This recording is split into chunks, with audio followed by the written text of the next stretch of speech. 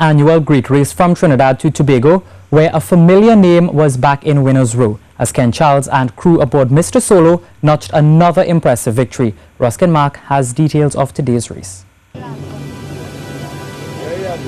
Initially, things didn't look too good for fans of Mr. Solo, as the boat had some kind of problem and the handler shut it down in order to work on whatever the problem was.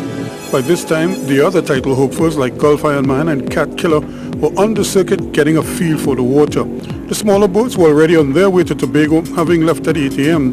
But 10 minutes later, it was time for the big bunch to pass in front of the yacht club one last time before heading out to the Boca.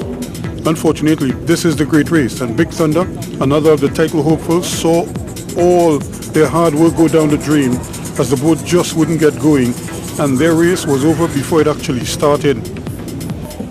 And before many of the fans could actually disperse from their vantage points, those in Tobago were saying hello to Mr. Solo, who obliterated the field to scream over the shallows up to Plymouth and back in a stunning 1 hour, 12 minutes and 35 seconds, much to the delight of their fans in Storby.